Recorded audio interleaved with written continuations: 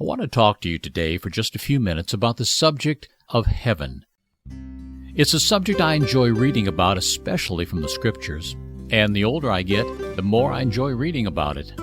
And whenever I read, I'm humbled that God would prepare a place there for me, an undeserving sinner, born with a heart that the prophet Jeremiah describes as deceitful above all things and desperately sick.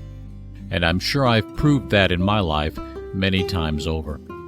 Why me, when there are so many others who seem more deserving? Well, Christian, maybe you've asked that same question, and if so, the answer is the same for both of us. You and I did nothing to deserve heaven. Christ did it all. But when at that point in our lives that we truly repented and placed our trust in Him alone, He saved us and promised us that reward, not on the basis of what we are, but rather whose we are. Many of you know that for the past 4 years or so, I've had the privilege of having a ministry to those in nursing homes, rehabilitation centers, and memory care facilities. I think the one thing I miss most as a result of these lockdowns has been the chance to share Christ with these wonderful folks. I hope that changes soon. And part of my reason is, to be honest, selfish. And I'll tell you why.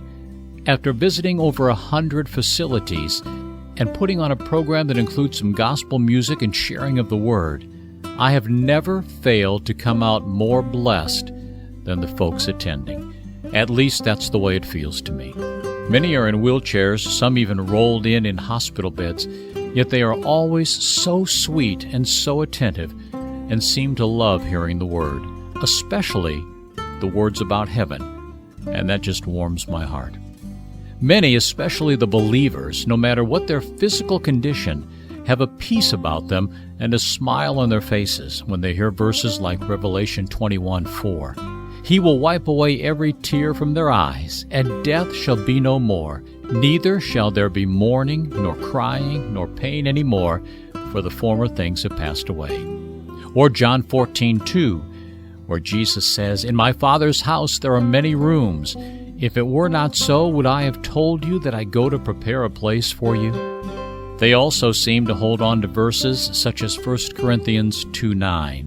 Eye has not seen, nor ear heard, nor the mind of man conceived what God has prepared for those who love Him.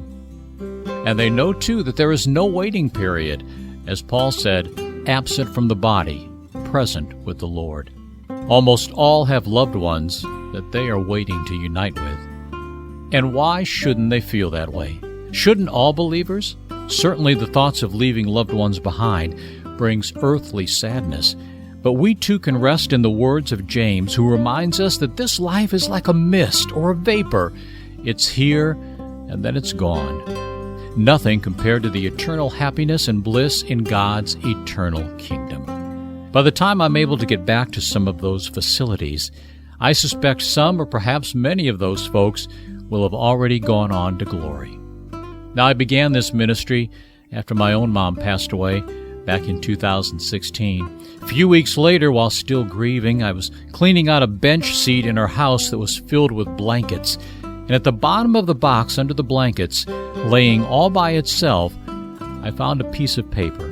And I'll close today by reading what it said. A message from heaven. Only a step. Do not grieve for me, my dear ones, now that I've gone away.